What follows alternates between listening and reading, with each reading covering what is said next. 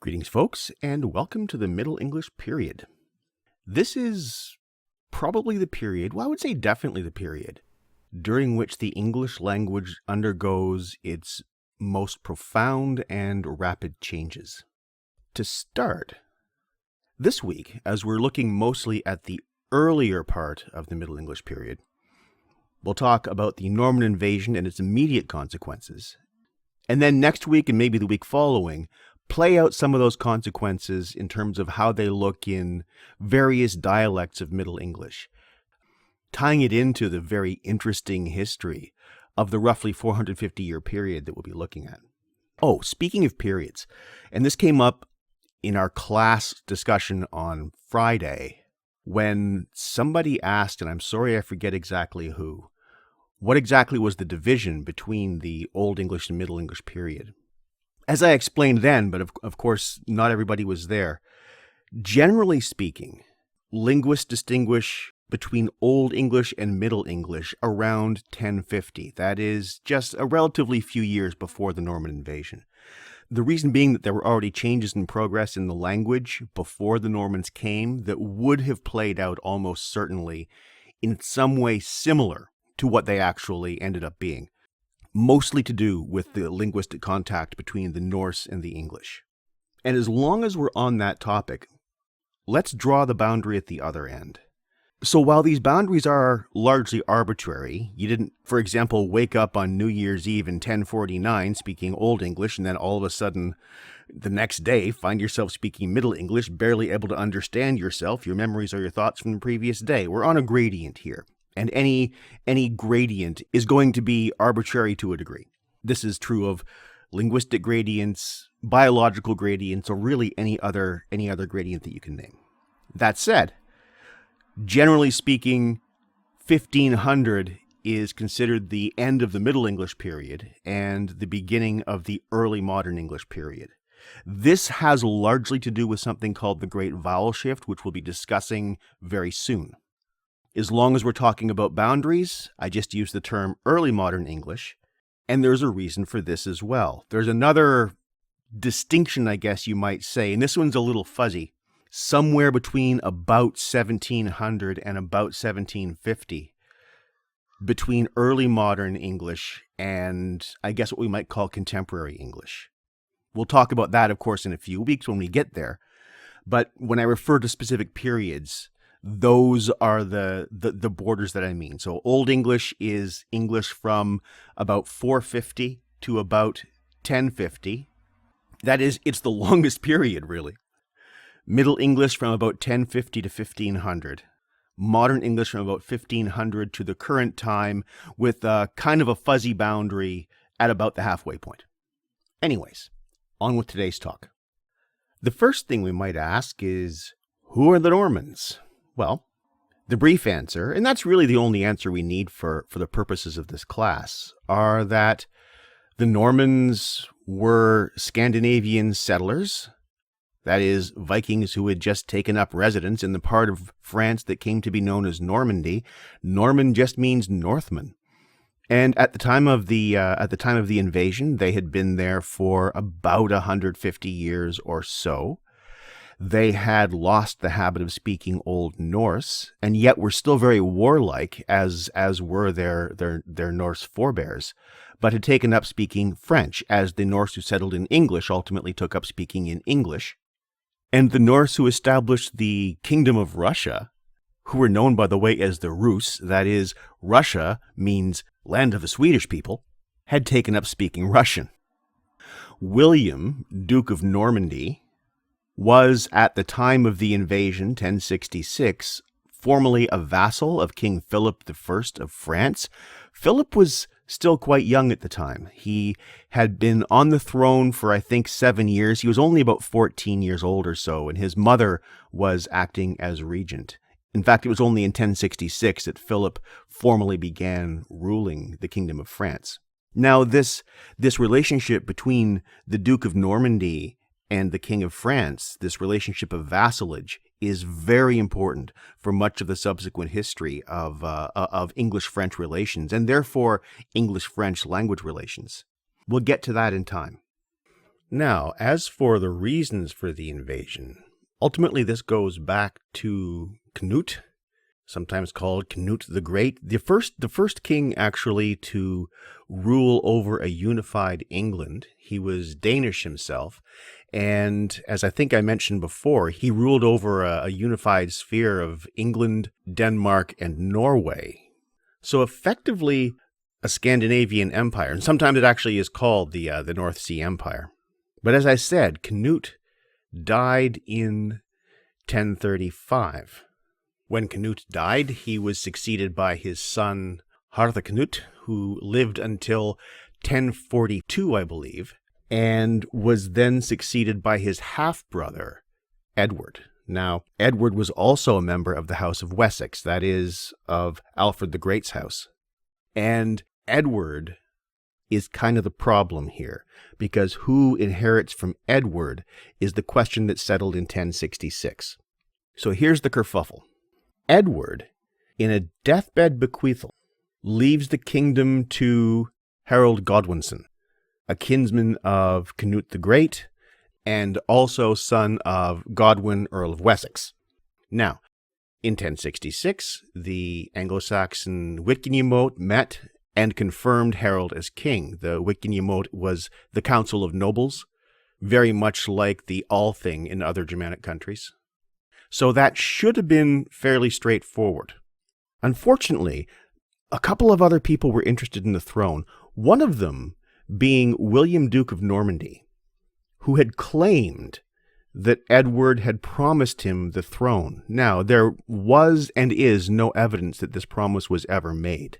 So I think we probably have to just lump this in with a long list of things that we have now come to call alternative facts over the last few years, because I guess lie is such a dirty word. In any case, William really wanted the throne. And he wasn't the only one. Harold III of Norway also wanted a piece of the action. Now, Harold was an interesting and very opportunistic guy. His full name was Harold Sigurdsson, and in the sagas, he's known as Harold Hardrada. That Hardrada can mean, well, hard is hard. It can also be stern, something like that. Rada can be counsel, advice. It's related to the Old English word read, which is advice, counsel. So the king Athelred Unrad, often mistranslated as Athelred the Unready, basically means Athelred the Unwise. Well, Harold Hardrada is Harold, basically Harold the Tough Ruler, or Harold Hard Counsel, something like that. Anyways, Harry Baby wanted England, and in 1066, with the death of Edward and the support of Harold Godwinson's brother, Tostig, launched an invasion into northern England. So there were actually two battles for the sovereignty of England in 1066. The first one, near York at Stamford Bridge, was Harold versus Harold. In that one, Harold won. But not long after the victory, they got a message that William had just landed at Hastings in Kent. So they had to, after fighting one major battle to determine who was going to be king of England, double time it down to the very southernmost part of the kingdom and fight another army already totally exhausted. So, they lost. Harold quite famously took an arrow in the eye, and William of Normandy became the King of England. A lot happened as a result of that arrow, and today we're going to look at the beginnings of many of those changes. As for the occupation following the Norman conquest, this was very, very different from the occupation following the Anglo-Saxon conquest, because the people coming in were not the same people. They were not the same level of society. When the Anglo-Saxons came in, they effectively displaced or completely absorbed the Celtic population. Largely, they pushed them back. But where they didn't push them back, they absorbed them. They culturally simply ran over them. And in many ways, their cultures were on a level at that time. This is probably one of the reasons why there are so few Celtic words in English, is that the words that the Celts had from their native vocabulary were for the same kind of thing that that the Anglo-Saxons had and the words that the Celts had for their high culture, which by this point was the culture of the church, came from Latin anyway. There are other reasons as well, of course, but that's one. Anyways, that was a bit of a distraction, but something also I meant to address during our first week. But as for the Norman conquest, as for the Norman occupation, this was not a mass migration of populations. This was not an influx of peasant farmers, as was the case with the Anglo-Saxons. These were conquerors, these were nobles, these were administrators, these were high church officials. But the peasantry, the Anglo-Saxon peasantry, remained the Anglo-Saxon peasantry. And this is why, whereas English, the language of the Anglo-Saxons, displaced the languages of the Romanized Celts, be they Latin or Brittonic of some kind. This is why French did not displace English as the spoken language of the population. It displaced it in other ways, but not as the language of the broad population. In fact, at most, there were probably about 5% of the population in England in the centuries following the conquest who were Norman, and maybe as few as 1%. The vast majority of the population of England remained English. And this includes lower nobility as well. It was the upper nobility that was completely replaced, but the lower nobility, the local knights, many of them simply remained in place and had to swear fealty to a Norman lord rather than an Anglo-Saxon lord. But aside from that, many of their lives wouldn't have changed all that much. That said, the lives of the French or Norman nobility, upper nobility, as well as the lives of the upper church officials, the bishops and the archbishops, these remained quite distinct from the lives of the Anglo-Saxons for quite a long time. The marriages of the royal family, for example, were arranged with European nobility, continental nobility, not with Anglo-Saxons. And many of the high church officials were drawn from those upper Norman families. A lot of second sons or third sons found themselves in the church. Whereas, again, a number of the lower church officials, deacons, that kind of thing, remained Anglo-Saxon. And many of the French nobles as well had a split identity between being English and being French, because of course the nobles who came over with William had land in France. Many of them held land under William, who of course was the Duke of Normandy. That is, he was one of the great nobles of France. And up until 1204, the Anglo-Normans continued to hold property and continued to hold titles on both sides of the English Channel. So there was this Norman culture, this largely French culture that spanned the English Channel in a similar way to how there was this Northern Germanic culture under Canute, for example, that spanned the North Sea. But in 1204, because of tensions between the English and the French, tensions arising from, among other things, the fact that William, as a vassal of the King of France and now the King of England, gave the King of France an excuse to claim kingship of England. We'll call it a discussion between who was in charge of England and who was in charge of France, the English or the French, wasn't ever really settled until pretty much the end of the Middle Ages.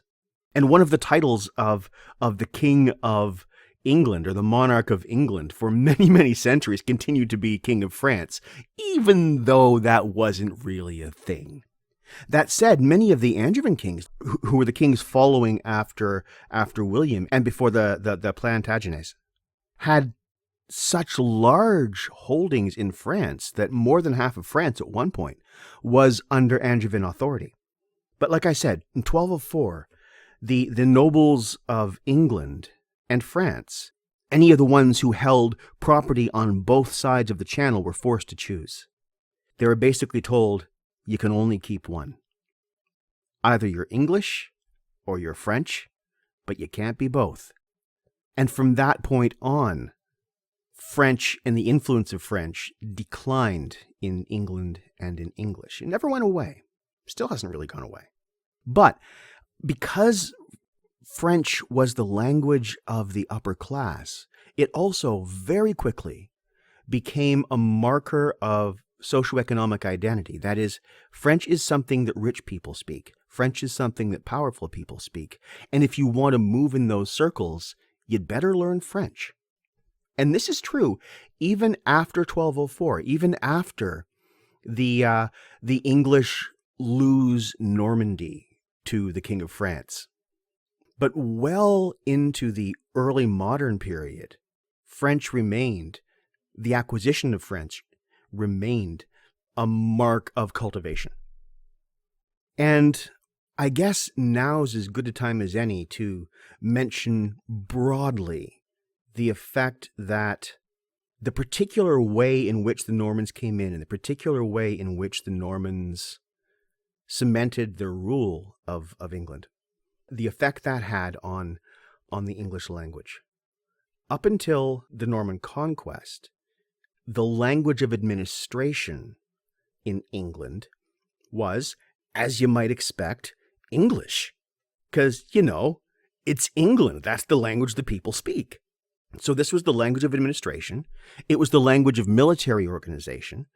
And it was a language that was capable of handling the complexities of philosophy. And that, by the way, is an important marker of how flexible and subtle a language can be. And when I say it was capable of handling the complexities of philosophy, I'm referring specifically to Alfred the Great's translation of Boethius's work, The Consolation of Philosophy, which, after the Bible, was for 1,000 years the most widely read book in Europe. Boethius was a late Roman senator, a Christian, who was implicated in a plot to assassinate the emperor. I don't think he actually was guilty, but he was implicated. And if he was, hey, Rome was a pretty fucked up place by that point anyways. In any case, he was sentenced to execution by beheading. And while he was in jail waiting for his execution, he wrote this book, The Consolation of Philosophy, which was basically an imagined dialogue between him and an allegorical lady philosophy who was offering him consolation on his coming death. And it's a wonderful book. I recommend that you all read it if you get a chance, especially if you're interested in the Middle Ages. And I say this as a person who is not a believer in any religion whatsoever. But it's a good book. It's a good work of philosophy, and it's a very interesting read. It's broken up into 5 sections, and the sections themselves are broken up into prose pieces and poetic passages. And some of Alfred's translations, particularly of the poetic passages from Latin into Old English, are really lovely poetically.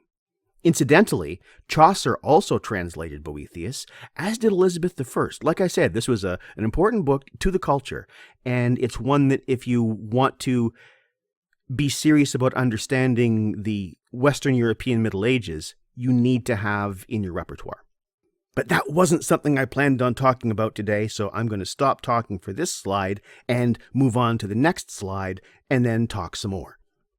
So in short then, in terms of the general effect of the Norman occupation and the Norman conquest on English society, this was a permanent change in the direction towards which England looked.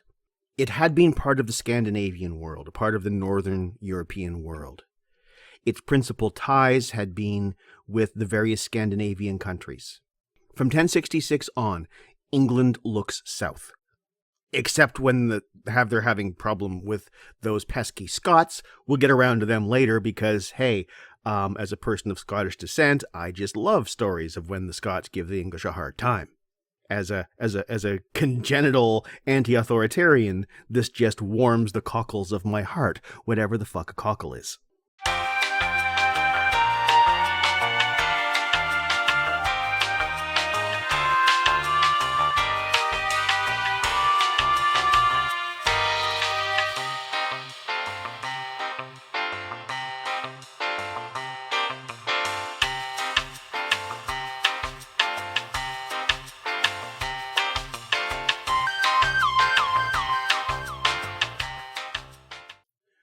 Okay, apparently a cockle is a shellfish. It's a relative of the clam. Sorry, not even a fish, a mollusk. Why do our hearts have cockles? I don't want cockles on my heart. It sounds profoundly unhealthy. But that's another digression. Moving on. So let's start with a few basics. For one, and I just mentioned Alfred the Great a couple of slides ago, English, which had by this point developed a pretty sophisticated and effective written standard, and this, by the way, is one of the reasons Alfred the Great is called Alfred the Great, not just because he was a good military guy, but because he was such an important figure in the culture. But that largely came to an end with the Norman occupation. English, which had developed, like I said, a very effective written standard and had become, as Alfred was able to demonstrate, capable of handling any of the subtleties that the discipline of philosophy could throw at it, no longer had that connection to writing. And for a long time, for 150 years after the Norman conquest, very, very little English was written down. Some was, but not that much, for the very simple reason that education was not universal. Most people couldn't read. And this is true in France, by the way, as well. The peasants didn't need to read to do their job, and the English peasants didn't need to read to do their job. The people who needed to read were people in government and people in the church. Well, their language was French. So English is completely removed from what we would call high culture for a long time. And when I say a long time, what I mean is 300 years. From 1066 until 1360, 66, somewhere around there, I'll have to look up the exact date. Parliament in England was conducted in French. So there's a 300-year gap in which the government of England did not speak English. Well, this cutting loose, this lopping off the head of English, effectively, means a number of things. One, it means that a lot of vocabulary is going to be lost. All of the philosophic terms, all of the military terms, all of the religious terms, or most of them, all of the administrative terms that Old English had developed, and it had a full complement of those are gone. Those are no longer part of our language. Most of our words that do those jobs come from French, which means ultimately they also come from Latin. Similarly, because English is no longer attached to a standard of writing, it no longer falls under the conservative influence of writing. That is, if it's just a spoken language, and I don't mean that as a slight, there's no seemingly objective standard to which one can appeal to for correctness. So we see a flourishing of multiple dialects in different parts of the country. And some of these are really quite lovely. And over the next few weeks, we'll take a look at a few of them rather than just the one that became modern English, standard modern English, because they're a lot of fun. But these developed in relative isolation for a few hundred years, and in their own ways were totally capable, completely capable of anything that you might want a literary language to do. But I'm getting ahead of myself. Another effect was that developments already in progress were probably sped up. Certainly, they're allowed to progress. One of these, and we've talked about this already, was the loss of inflections, largely coming about because of the contact of the English and the Norse, whose common vocabulary made it easy for the languages to merge, but whose different inflectional endings made it really confusing for either one of those to make sense to the other. And as a result of that loss of inflections, we see an increase in prepositions doing the job that inflections used to do. Similarly, we see word order becoming more and more important, again, as the language becomes a more analytic rather than synthetic language. And there is also, fairly quickly, a disappearance of grammatical gender. Because, of course, French has grammatical gender, Old Norse has grammatical gender, Old English has grammatical gender. Grammatical gender is an Indo-European thing. But where you got three languages now, each with different ideas of which gender belongs to what word, the whole notion of grammatical gender becomes at best useless and at worst really confusing, and we just don't need it. So by the end of the Middle English period, or even by not that far into the Middle English period, it was basically, except where it really was important, gender schmender, basically. Grammatical gender disappears, and we use what we call natural gender.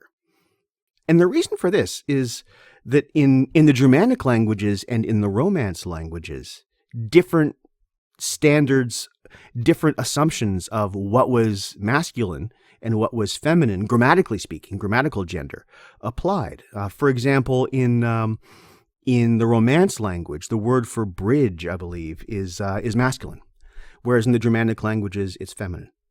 Again, we just don't need it. And as for the merger of Old English and Old Norse in the north of England, we've already talked about that a fair bit. And because neither of these languages were involved in the government of the country, they simply merged and became very distinctive and very interesting dialects of English.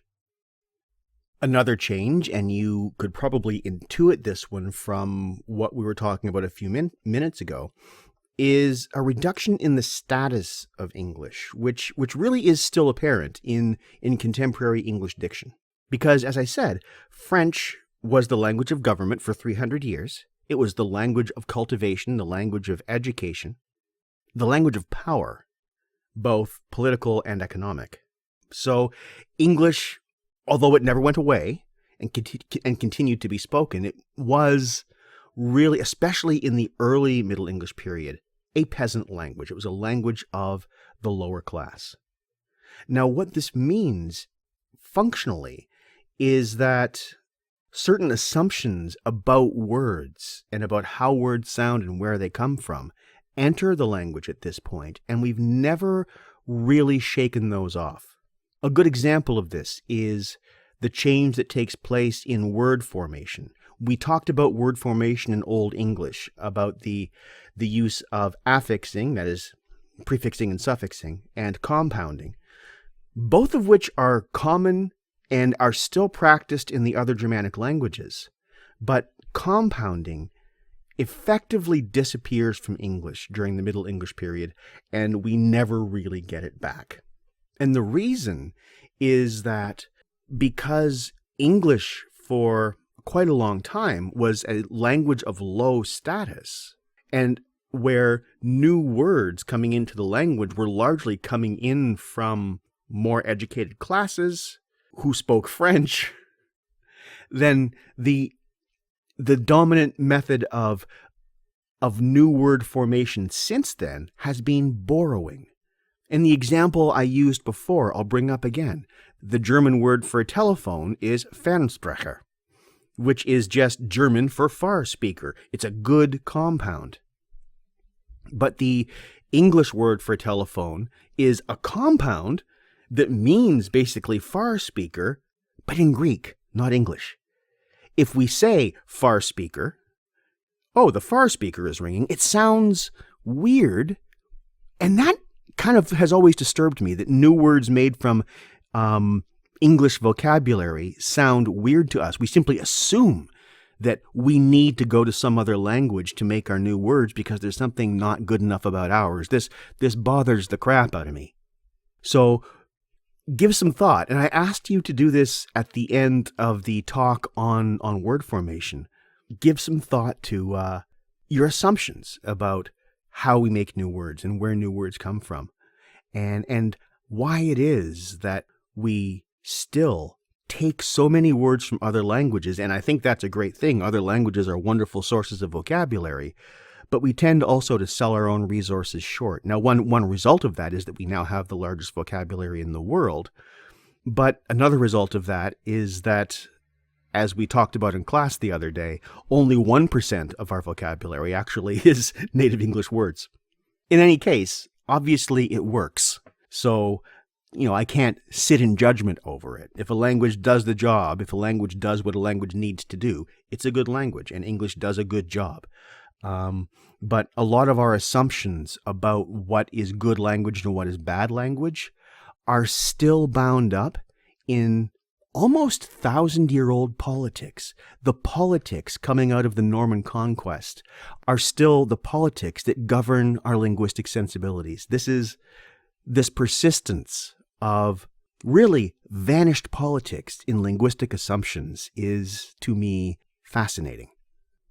In terms of literature, the changes are also pretty profound, especially in the South. And ultimately, it is a Southern dialect, the dialect of London, that becomes standard modern English. But as I was saying, the impact on poetry is profound. Old English meter, and you may remember this from the reading of the Wanderer that I did, is alliterative. It doesn't rhyme.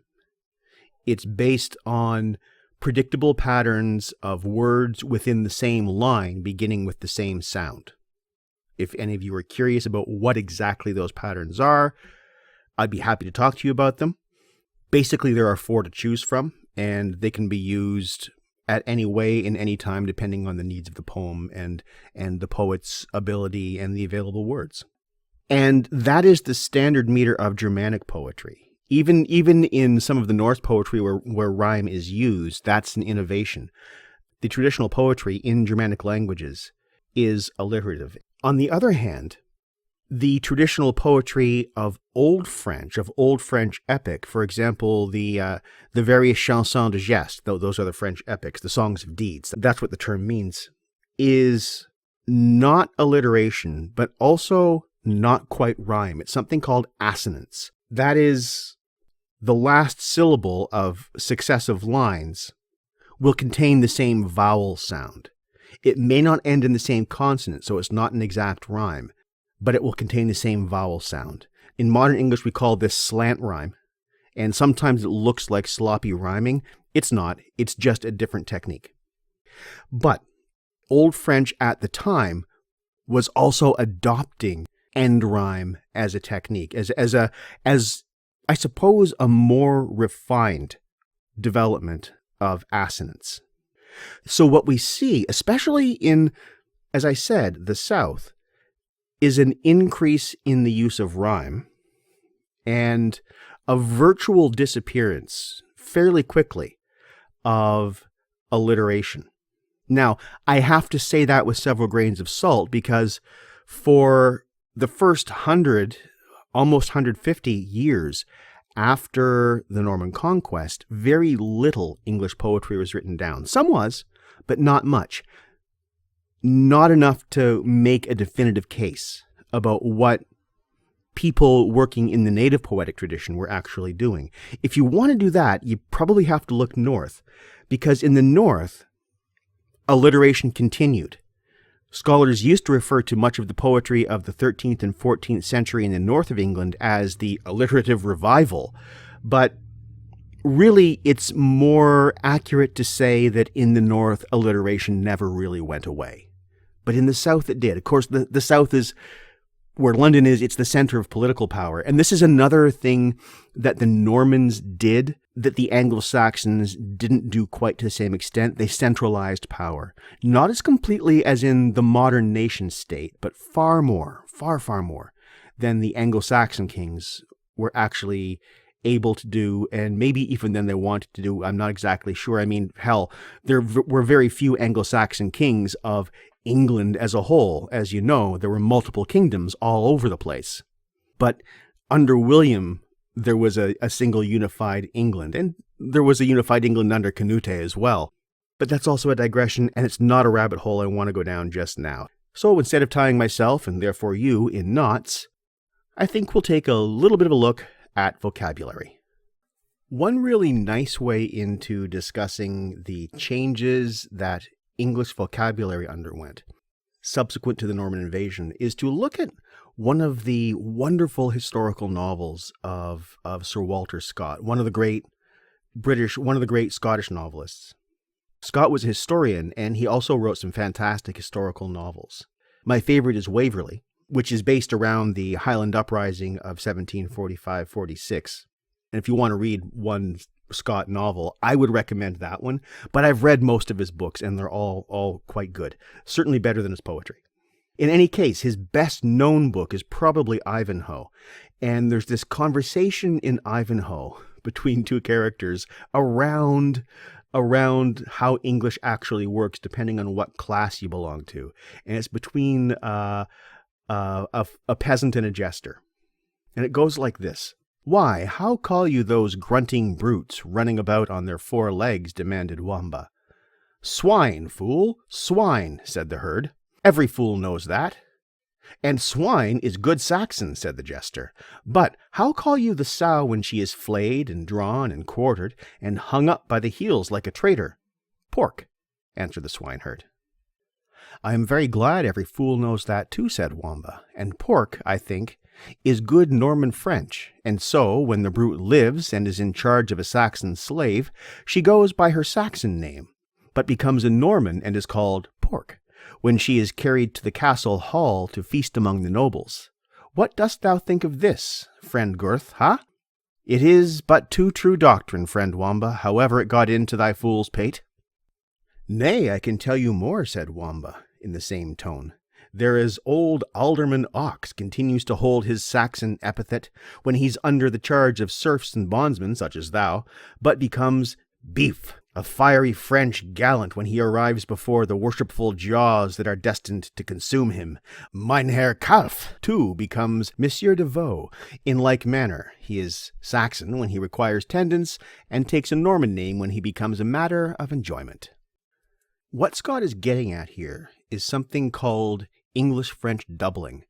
That is, we tend to have multiple words, often one English and one French, or more, that refer to the same thing, either under different circumstances, as in the animal-food dichotomy that he was describing, but also in other contexts as well. Where English-French doubling occurs, there is virtually always a difference in social register. That is, something can seem more sophisticated, less sophisticated, of a higher cultural level or of a lower cultural level, depending on what kind of word you use to refer to it. Consider, for example, boat, craft, or ship, which are everyday words. Fishermen use these words. But vessel, fishermen don't use that word. And I say this, of course, in a province that has a long history of fishermen, speaking to at least some students who I know have fishermen in their family. Similarly, skipper and captain. Captain has more an air of formality to it, doesn't it? Even when we take a look at higher up, supposedly, words, kingly versus royal or regal. Now, we were talking about the respective etymologies of king on the one hand and roi on the other, the one having to do with relatedness and representation, and the other having to do with ruling over. So that makes sense here. Or even knight and cavalier. They mean the same thing. But depending on which one you use, it is going to sound different, feel different to the person you're speaking to. That is, they have the same denotative meaning. They signify exactly the same thing, or at least close enough to exactly the same thing for most purposes. But their connotative meanings are very different. They carry different emotional registers. They carry different emotional associations. I mentioned before that every word floats in a semantic cloud. That's my own term. It's not a formal term, but I find it useful. The semantic cloud of knight is not the same as the semantic cloud of cavalier. Similarly, tool and implement. These mean effectively the same thing, but when was the last time you heard a carpenter talk about his implements? No, I have a toolbox. I'm not even a carpenter. I have a toolbox. I don't have an implement box. Or if we can continue with this theme, because it's fun, I love words, and looking at different words and different histories of words is exciting to me. This course gets more exciting as it goes along if you're a word geek, because the number of different sources and origins of words just keeps expanding. It's great. And of course, they all do different things. It's moments like this I realize that I am one of the luckiest people in the world because I have a job that I love. But onward. Okay, that is something that I think, but it is really not something that I cogitate. But think and cogitate mean the same thing. We use think all the time, and this is where there's English-French doubling. The English word will be the word we use every day. Speaking of which, other examples would be drink. Of course, just from the Old English word drinken, which can function as a verb or a noun, but has doubles coming from French, imbibe as a verb, and beverage as a noun. Notice also that in most cases, not all, but most, the Anglo-Saxon words are shorter. If you want to be concise, use Old English. And by the way, I say this as a person who views conciseness as one of the signs of good writing. Just a little hint for your essays. But moving on the food and drink theme, we have food versus victuals or viands. And again, these mean the same thing, but if you start talking to somebody in everyday conversation about your victuals, they're going to look at you a little bit funny because nobody talks that way in conversation. These are more formal words. Similarly, home and domicile, or kill and terminate or exterminate. That one kind of confuses me a bit too. Don't worry, because of course X is a negator, but terminate and exterminate mean the same thing. I guess, I don't know, maybe exterminate is like really, really kill. I'm not exactly sure there. Even though I am both a teacher and a pedant, I'd rather sound like a teacher. If you say I sound like a pedant, it's probably going to sound to me like I'm sounding kind of pretentious. But continuing on this theme, because words are really fun. Think about freedom and liberty and how different the climactic scene of that god-awful movie Braveheart would have been if Mel Gibson's sort of characterization of the great Sir William Wallace were to end with the words liberty instead of freedom. They have completely different feelings, don't they? Both in the mouth and in the ear. Same with friend and companion, give, provide, help, assist, wise, prudent. And what I've found with some of these, though, is, and here I need to actually acknowledge the different places from which students come.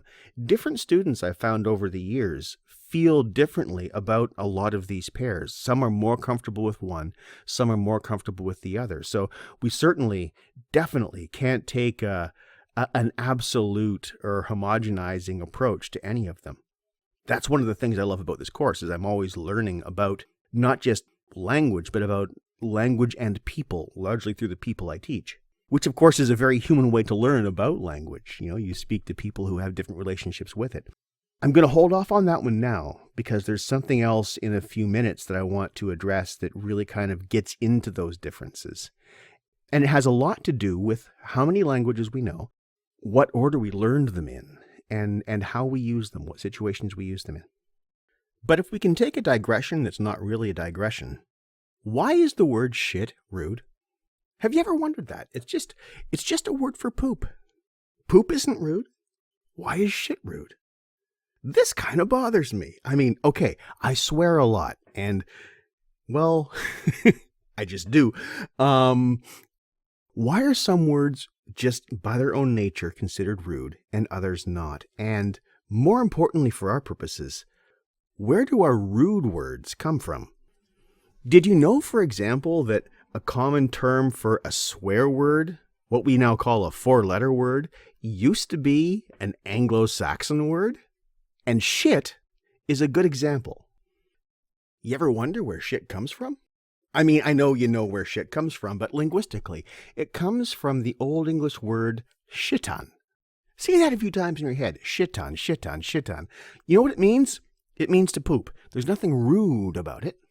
All it means is to take that which is in your bowels and make it so that it is no longer in your bowels. So, it's shit. Or if you want to conjugate it into the past, it's shot. So I shit, I shat. Great, we still have that. It still conjugates. It's a perfectly functional fucking word. But for some reason, it's become rude. So, how does one shit politely? Well, one defecates. If you want to poop politely, do it in Latin. If you want to just get down and do your business, do it in English.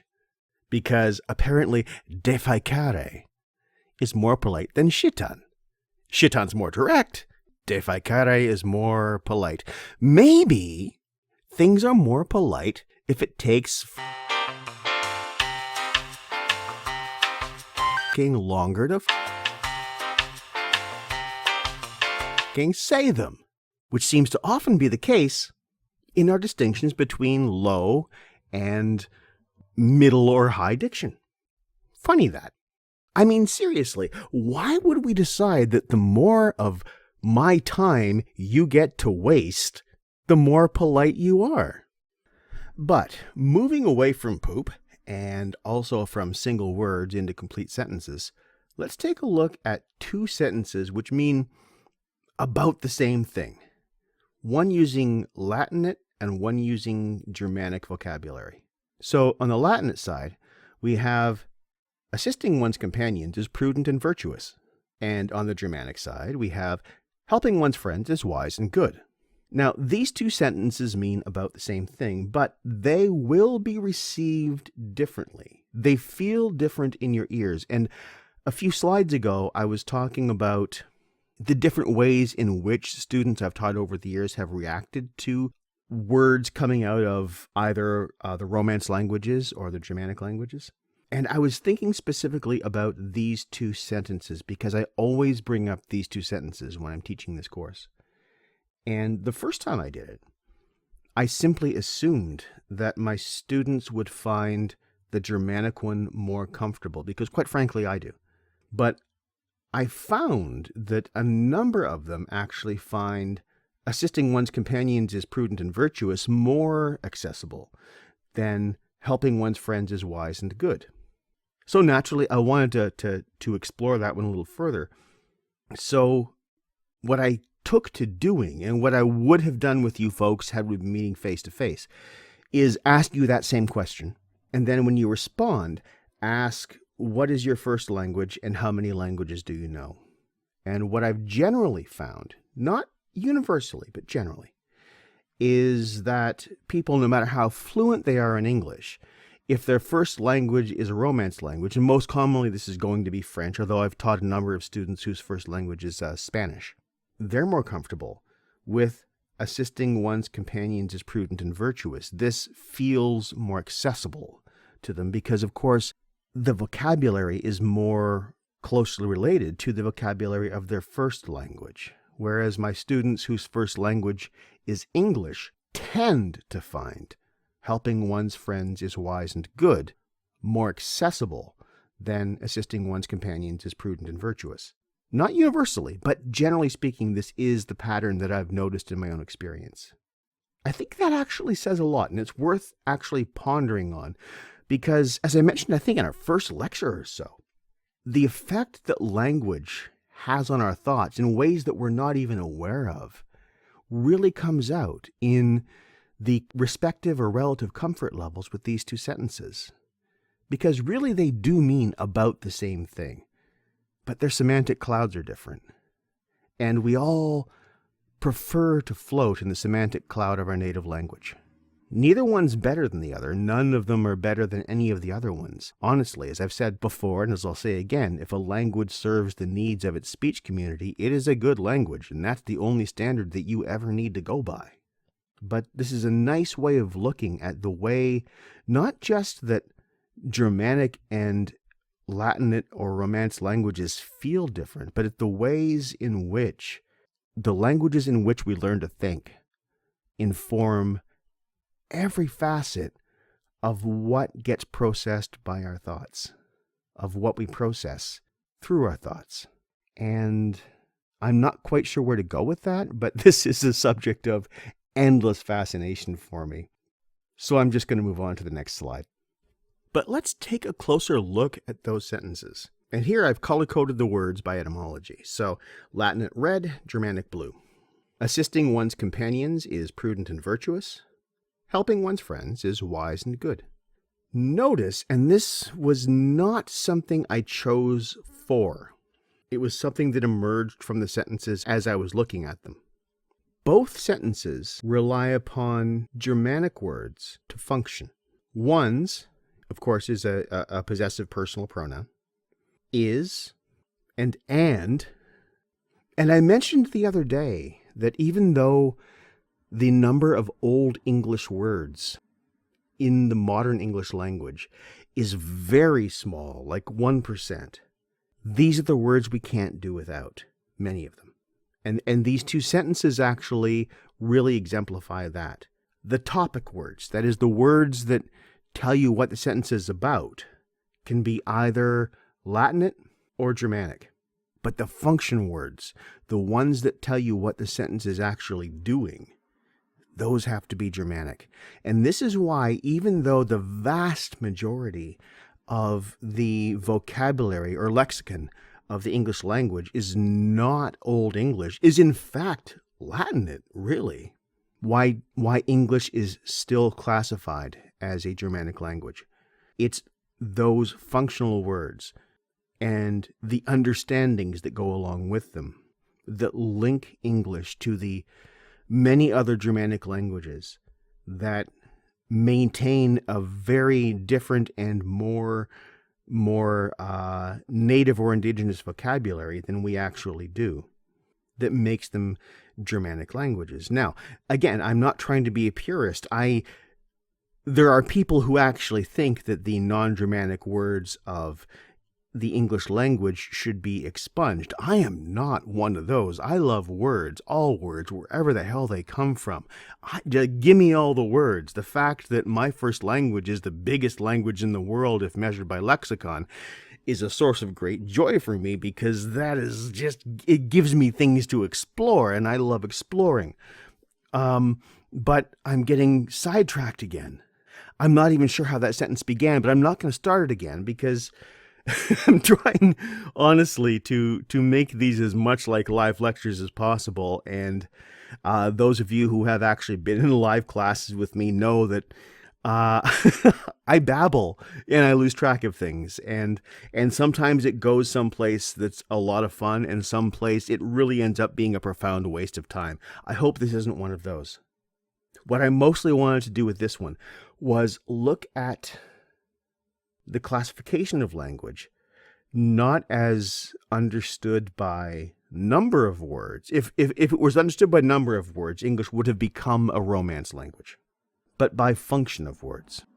And we can keep borrowing words from language after language after language, and I hope we do. But our connecting words, the words that make the language actually work, will probably always be those words that come out of Old English. In any case, I hope you find this interesting, and I think it may be time to move on to a different topic, just briefly before I let you go and pick things up in a couple of days. But for now, that's about all I wanted to say about vocabulary. As for grammar, that's a whole new lecture, and one that neither you nor I have time for right now. We'll get into it eventually. In the meantime, I do want to leave you with some, at least, general idea of how the Norman invasion affected the English language grammatically. So, 1, we've talked about this already, the loss of most of our inflections.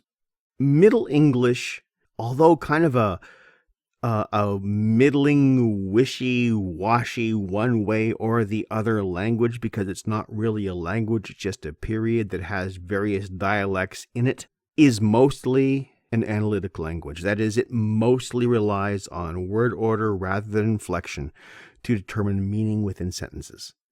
So very early on in the Middle English period, we see that word order is more important than inflection in determining meaning. Other changes in grammar that were just generally fairly quickly incorporated into the English language after the Norman invasion.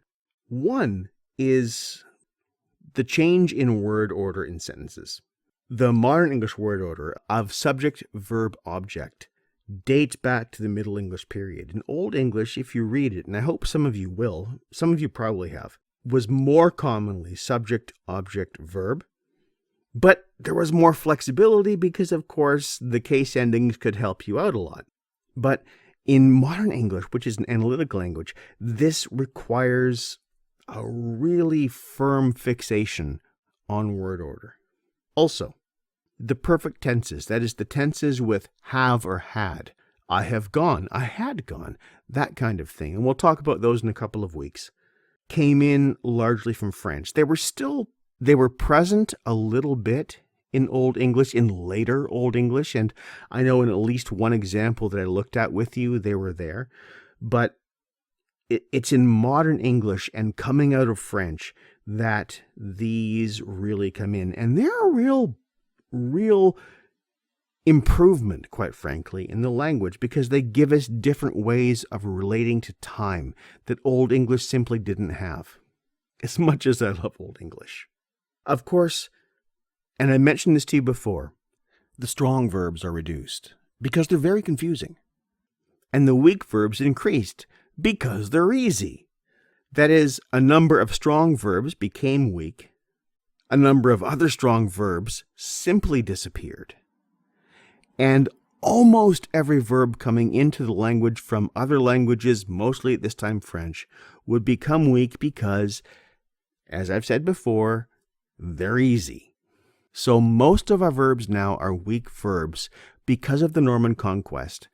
And this is why we call most of our surviving strong verbs irregular verbs, because most people just don't understand them.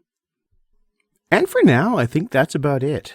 I'll continue in a couple of days with other elements of early Middle English, which I quite frankly haven't even decided upon yet. There's lots of things to choose from because, to be really honest, it's despite the fact that I specialized in Old English, Middle English is my favorite period, probably because of the variety of dialects that are available and the different kinds of poetry that are available there and that disappear in the modern English period for reasons we'll discuss. This is a really heterogeneous time for the language and really kind of eclectic time for the language. And it's wonderful and beautiful and exciting. And I look forward to exploring it with you more over the next few weeks. Thank you so much for bearing with me, and I will talk to you again in a couple of days. Bye-bye.